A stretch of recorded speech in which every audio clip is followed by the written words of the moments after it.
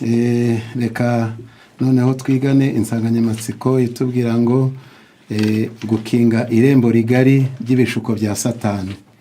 Gukinga irembo rigari ry'ibishuko bya Satani. Iryo rembo ni ubunebwe.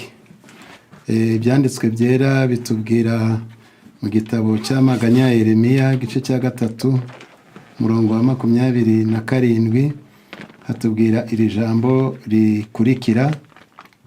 Amaganya ya Yeremiya igice cya 3 umurongo wa 27, ijambo ry'Imana riravuga ngo bikwiriye umuntu kuremererwa akiri umusore. Iyo umuntu ari umusore, iyo umuntu ari inkumi, aba afite imbaraga z'umubiri, aba afite iz'ubwenge, afite gufata vuba, yashobora kwiruka, yashobora kwikorera, yashobora gukora. Muri icyo gihe nicyo gihe cyo gukora. Iyo apfuye aho ngaho ubuzima bwe buba buguye mu kaga atazashobora kugaruza. Ijambo ry'Imana ryongera kwerekana yuko nubwo gukora bidufitiye inyungu, bibafitiye inyungu yo gutegura ahazaza, bakabona amafaranga, bakabona ubushobozi, bikabagirira umumaro, bikagirira umumaro ababyeyi babo, bikazagirira umumaro umurimo w'Imana.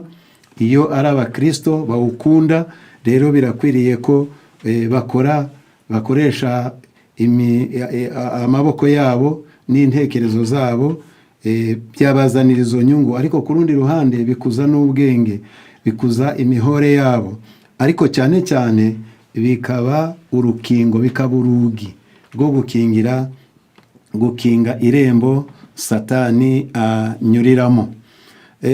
Mu gitabo cyitwa urugo rwa gikristo page 274 handitse iri jambo. Reka tugerageze turisome. Haranditse ngo neretswe ko ubunebwe ari isoko y'ibyaha byinshi ab'amaboko n'intekerezo byabo bikora, ntibabona igihe cyo gutegera amatwi ibishuko by'umwanzi, ariko ibiganza n'intekerezo bidakora bihora byiteguye kuyoborwa na Satani. Iyi intekerezo zidahuze neza zitindagira ku bitekerezo byanduye. Ababyeyi bagomba kwigisha abana babo ko kugira ubunebwe ari icyaha. Nta kintu na kimwe gishora abana mu kibi nko kubabuza imirimo yose ukabarekera mu mibereho irangwa n'ubunebwe. Ngo nta kintu gishora abana, urubyiruko mu bibi nk'icyo cyo kubaho bari mu bunebwe. Page 288, ubwo yenda kubakunda gusoma ayo mapaje murajya muyasoma mu buryo bugari, ariko kuri page 288 haranditse ngo abana benshi bakora imirimo yo mu rugo nk'igihano gikomeye. Ibitari ibyo mu maso habo hagaragaza kutishima. Ibintu byose babikora bivovota kandi binuba, nta na kimwe bashaka. Ndihutira hepfo ngo mu guharira igihe cyanyu gukora imirimo y'ingenzi, muzakinga amarembo y'ibishuko bya Satani. Ni ukuvuga ngo ibishuko bya Satani byo birahari, biradushaka twese, abakuze n'abatoya, ariko cyane cyane urubyiruko. Ngo ahantu Satani ababonera ni mu bunebwe, kubera ko iyo badakora niho batekereza bya bindi tumaze kwiga.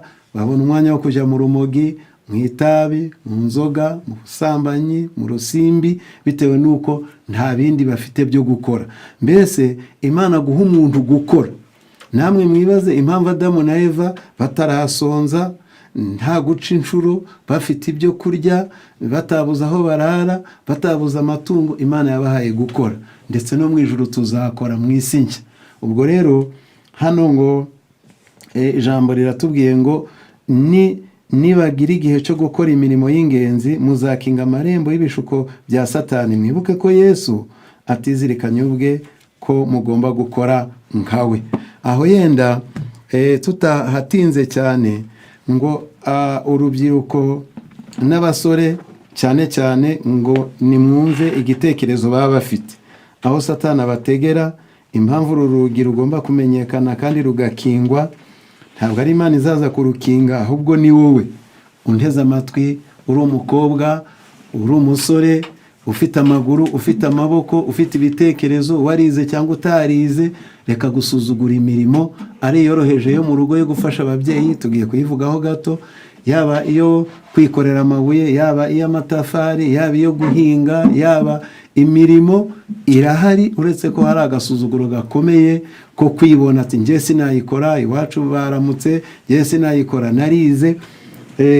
Paje 222, igitabo cyitwa guhamagarwa kwacu gukomeye. Ngaho aya magambo muyiteho, haranditse ngo abasore bamwe bajya batekereza ko baramutse babayeho ubuzima bwabo bwose ntacyo bakora baba banezerewe cyane.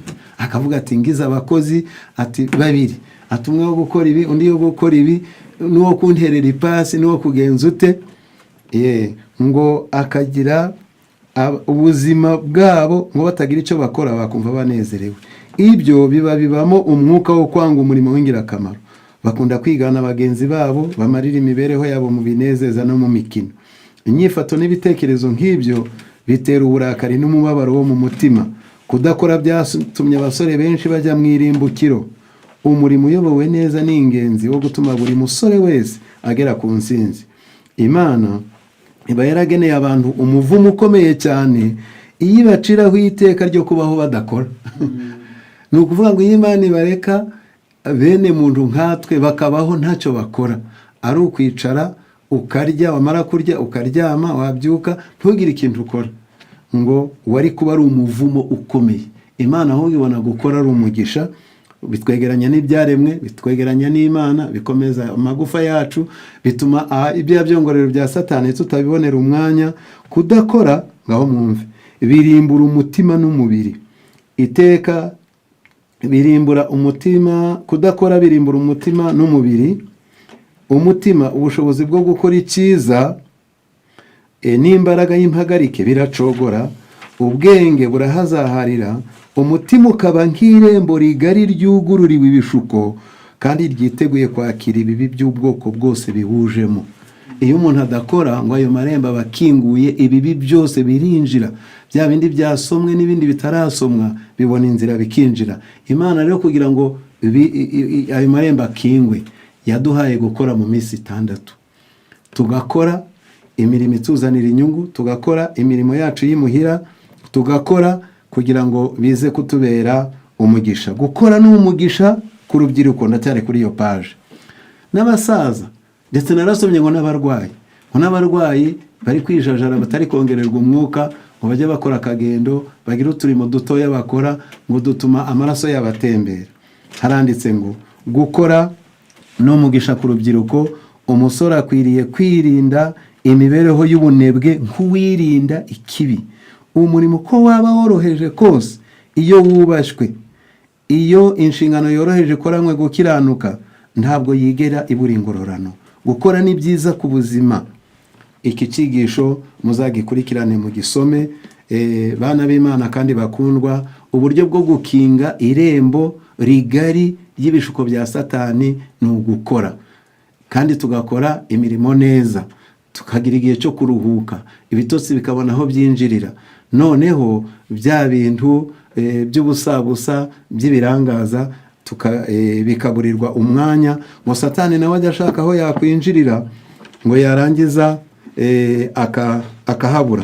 Mu gitabo cy'intekerezo imico n'ubumuntu cya mbere, nerekeza naho ndibuze gusoreza, paje 354 handitse iri jambo, reka turisome.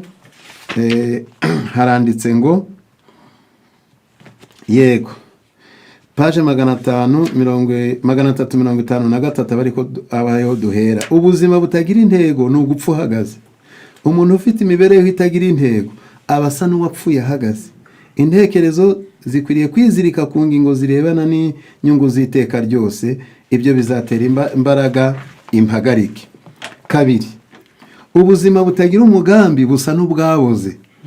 Imwe mu mpamvu z'ingenzi zitera ubwenge bugufi n'intege nke z'iby'umwuka ni ukudashobora kwibanda ku ngingo z'ingirakamaro. ngo byongeye kandi reka nje hepfo, ubwenge n'umutima by'inkorabusa itagira imigambi biroroshye ko biba umuhigo w'ikibi. Kubora kw'ikinyabuzima gutangirira harwaye hatakigira ubuzima. Intekerezo zicaye ubusa nirwo rubuga Satani akoreraho umurimo we. Intekerezo zicaye ubusa Satani ababonye tere icyo ari cyo cyose yakizana, babandi bajya no kwiyahura, abajya kwica, abajya kwiba, ni za ntekerezo. Ubunebwe, kutagira umugambi mu buzima, kimwe no kwifatanya n'ababi bishobora kuba nyirabayazana wo kutirinda. Bana b'Imana, iki ni ikintu cyo gutinywa cyane, ni umuvumo. Ntabwo gukora ari umuvumo, ahubwo kudakora niwo muvumo. Niho Satani abona uko yinjirira maze agatsemba abantu mu by'umwuka no mu by'umubiri. Aho nshaka kwihutira gusoreza, reka dufatanye iyi mirongo yo muri Bibiliya yerekanye akaga k'ubunebwe mu Migani igice cya 18 umurongo wa 9. Iyi mirongo ndashaka kuyivuga nihuta kubayandika bayandike. Salomo yari yabigenzuye, ndasomamo mike ariko mvuze myinshi. Imigani 18 umurongo wa 9, Imigani 19 umurongo wa 15, Imigani 22 umurongo wa 13, Imigani 24 umurongo wa 30 kugeza 34 ho ndahasoma. Imigani igice cya 24 ku murongo wa 30 haranditse hati, 24:30 handitse ijambo ngo, nanyuze ku murima w'umunyabute no ku ruzabibu rw'umuntu ubuze ubwenge, nasanze hose hari amahwa, hose ifugwe yarahajimagije, kandi uruzitiro rwabo rw'amabuye rwarasenyutse. Nuko ndebye mbyitegereza neza, mbibonye mbikuramo gusobanukirwa. Utihenga nsinzire gato, nihweture kanzinya, kandi nipfunyapfunye nsinzire. Uko niko ubukene uzabafata nk'umwambuzi, n'ubutindi bukagutera nk'ingabo. Buriya urumva ko bavuze n'uruzitiro, bavuze n'amabuye, ngo umunyabute, umunebwe, ibyanditswe biramubwiye ngo nasanga ikimonyo kijya kirundi bigitunga muki. Igihe cy'ikire burya ni igihe cy'ubusore, igihe cy'uburabyo, igihe washobora gusimbuka, igihe wanyagirwa ntutitire nk'abasaza, igihe ufite ubwenge bwo gufata ibintu mu mutwe, igihe ushobora gukorera abandi kugeza igihe nawe uzikorera, bikaba bigufashije muri biriya byose. Imigani 10 umurongo wa 5, Imigani 20 umurongo wa 13 naho ndahasoma. 20:13 haranditse hati,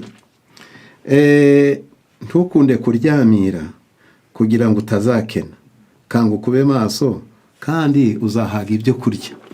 Buriya gukora birimo umugisha. Reka rero muri uyu mwanya Imana nk'urubyiruko cyane cyane bagifite igihe cyo kubaho, nacyo badakwiriye gupfusha ubusa. Reka bibe inzira yo gukinga amarembo Satani anyuriramo, maze bihinduka umugisha. Aho navugaga ntareka yenda kugira ngo bize kudufasha cyane, reka iri ryo ndirangirizeho.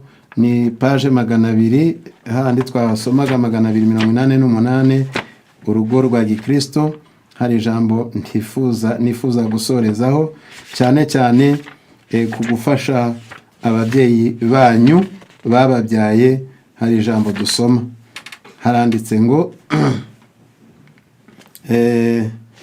haranditse hati, ubushake bwiza muzagaragaza mukoze inshingano mubonye muzahura nazo. Ubushake bwiza muzagaragaza mukora inshingano mubonye muzahura nyoko uremerewe, bizaba igihamya cy'uko mushoboye kwikorera inshingano ziremereye. Mutekereza ko bigayitse koza amasahane, ariko ntimukunda ibyo kurya byaruriwe ku masahane atogeje. Ariko koza amasahane bakabona biragoye, ariko wabiguha ku isahani itogeje. Reka mbese mutekereza ko binezeza nyoko kimwe namwe? Mbese mwifuza ko ari gukora imirimo mutekereza ko ari mibi kandi ko ari unaniwe, mu gihe mwebwe mwikinira imikino ibanejeje ngo bibereye muri salo bari kwakira inshuti birebera ama YouTube n'ibindi, ngo umubyeyi ariyo hirya. Ni ngombwa gukubura, guhanagura amatapi, gushyira icyumba kuri gahunda. Nimwirengagiza kubikora, mbese mutegereje ko muzashingwa inshingano zikomeye? Ngaho iri jambo niryo nshaka gusorezaho. Mbese mwigeze mutekereza ku nshuro nyoko yikoreye izo nshingano mu gihe mwe mwari mukiri mu ishuri no mu binezeza? Wari watekereza nawe kumva ko uri umusore, uri inkumi, nyoko akaba ari ujya kuvoma, nyoko akaba ari gukubura, nyoko akaba ari guteka, akaba ari gukora ibiruhije, kandi ubwo abikoze imyaka iruta iyo wowe umaze uriho? Niba ufite 18, niba ufite 20, amaze iyo 20 ayikora, na 20 yakoze uhereye akiri umwana, none n'ubu nawe wamaze kuba umusore, wamaze kuba inkumi. Urumva nyoko w'umukecuru, nyoko ugeze mu zabukuru, utangiye kumera imvi, utangiye guheta umugongo, yahereye ibisa kubyara, ukumva ari we ugomba kubikora, ugasanga uri kumusiganya. Rero ku bana b'abakristo, abana bamenye Imana, ntibamenye ko gukora n'umugisha, bituma bagira amagara mazima, ibishuko bikabura aho byanyura, Satani akaburira umwanya, bakabingira akamaro ku babyeyi babo, bakabaruhura, kandi bakabikuramo n'inyungu yo kuzubaka izabo no kuzabingira akamaro. Reka Imana idufashe, idufashirize n'urubyiruko, maze ayo marembo akingwe, mwunguke n'ibindi. Ibitabo biratubwira ngo bajye bakora, ngo bagire n'umwanya wo gusoma, bagire n'umwanya wo kwiruhura, ariko baruhuke bakoze. Nibyo bizabera umugisha mu izina rya Yesu. Amen.